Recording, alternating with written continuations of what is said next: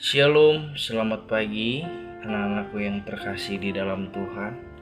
Pada pagi hari ini, sebelum kita melakukan segala aktivitas kita di hadapan Tuhan, mari kita memulai pagi ini dengan saat teduh melalui sesi Chapel Time ini, dengan kita menyerahkan segenap hidup kita hari ini ke dalam tangan Tuhan. Maka Tuhan akan menolong dan melawat setiap kita.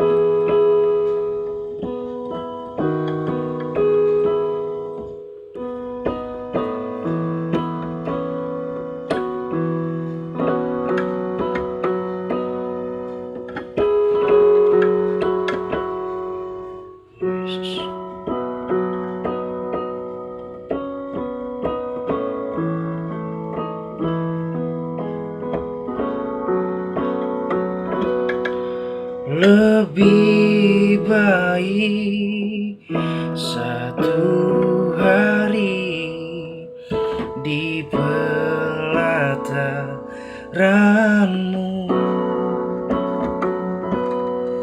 daripada 1000 hari di tempat lain.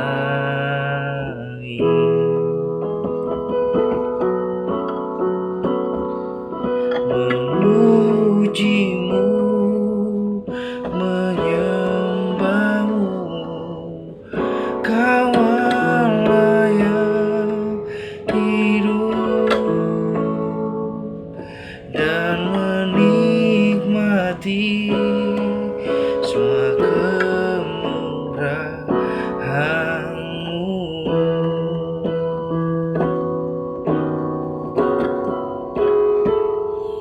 Dan menikmati semua kemurahan-Mu.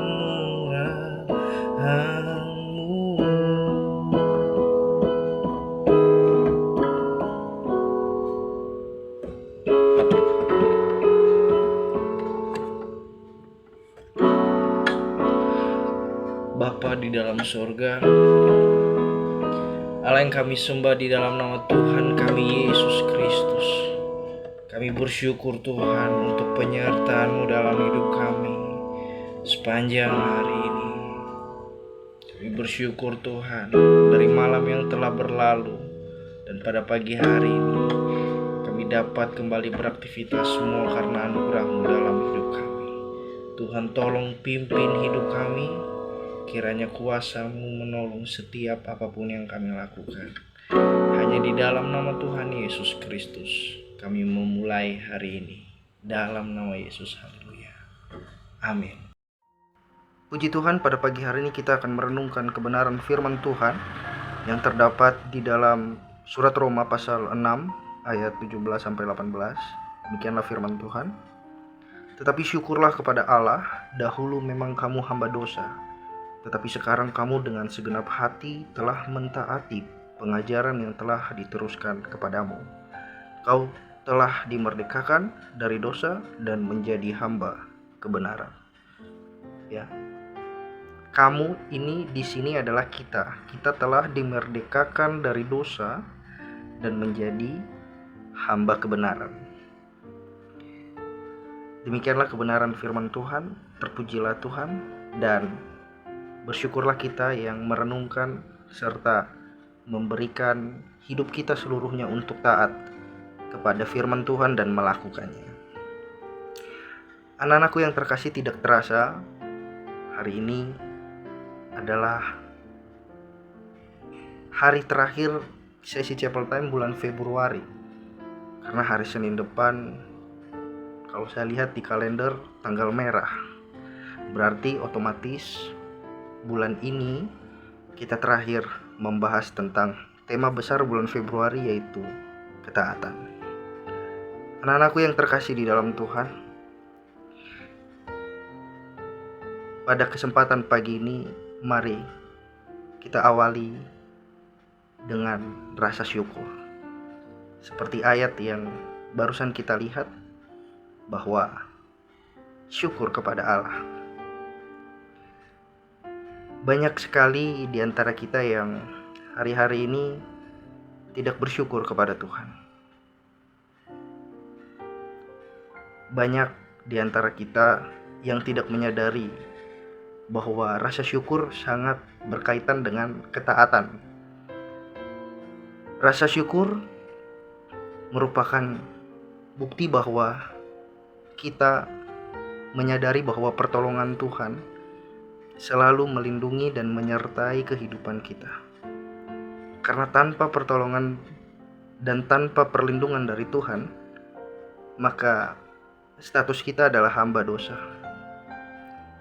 Hamba dosa yang mewarisi dosa leluhur dari turun-temurun, dosa manusia pertama, dan tanpa penebusan dari Kristus, kita tetaplah hamba dosa.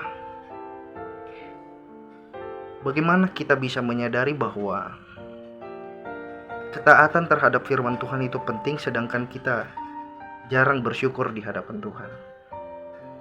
Sekali lagi, kebenaran firman Tuhan sungguh nyata bahwa tanpa rasa syukur, kita tidak dapat mentaati kebenaran firman Tuhan.